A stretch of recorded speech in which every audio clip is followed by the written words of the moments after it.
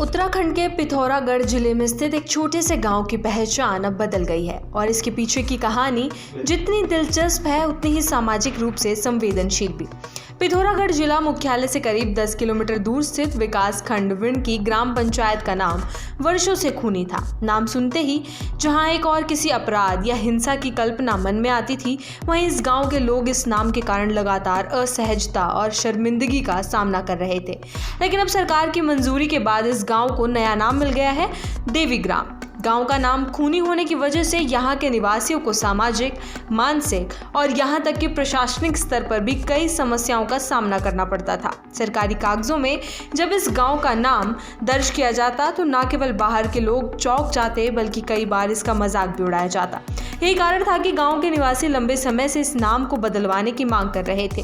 गांव के बुजुर्गों और स्थानीय निवासियों के मुताबिक इस नाम के पीछे कई लोक कथाएं प्रचलित हैं।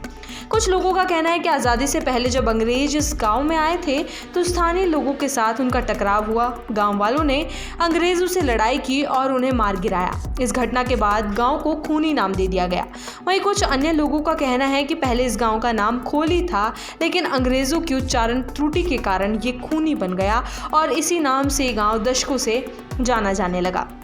नाम को लेकर असहजता इतनी बढ़ गई थी कि गांव के लोग खुद को अपने पते में खूनी गांव लिखने से कतराने लगे थे। शादी ब्याह, नौकरी के आवेदन या अन्य औपचारिकता पत्रों में जब इस नाम का उल्लेख होता तो लोगों को बार बार सफाई देनी पड़ती कि ये सिर्फ एक नाम है, इसका मतलब वो नहीं जो प्रतीत होता है। इसी वजह से गांव के बुजुर्गों, युवाओं और यहाँ तक कि बच्चों तक में इस नाम को लेकर हीन भावना जन्म होने लगी थी।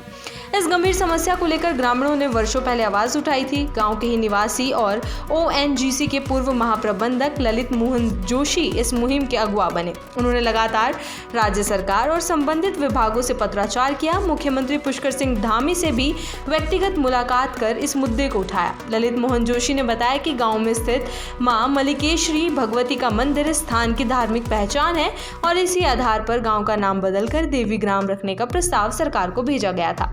सभी औपचारिक प्रक्रियाओं के पूरा होने के बाद राज्य सरकार ने गांव का नाम बदलने की अधिसूचना जारी कर दी। जैसे ही अधिसूचना गांव में पहुंची, वहां जश्न का माहौल बन गया। ग्रामीणों में गहरी खुशी और संतोष देखा गया। गांव की नवनिर्वाचित ग्राम प्रधान इंदिरा जोशी ने कहा, हमारे गांव का नाम अब देवी ग्राम हो गया है। दशकों पुरानी हमारी मांग पूरी हो गई है। अब हमें किसी को ये नहीं बताना पड़ेगा कि हम खूनी नाम से गाँव से हैं। इससे गाँव की पहचान भी बेहतर होगी और भविष्य में हमारे बच्चों को इसका बोझ नहीं उठाना पड़ेगा। वर्तमान में इस गांव में करीब 60 परिवार रहते हैं और जनसंख्या लगभग 380 के आसपास है। गांव की मूलभूत सुविधाओं की बात करें तो धीरे धीरे यहां विकास की किरणें पहुंच रही हैं, लेकिन नाम को लेकर बनी मानसिक दीवार सबसे बड़ी बाधा बन गई थी। अब जब नाम बदल गया है तो ग्रामीणों को उम्मीद है कि गाँव को पर्यटन, संस्कृति और धार्मिक दृष्टि से भी पहचान मिलेगी।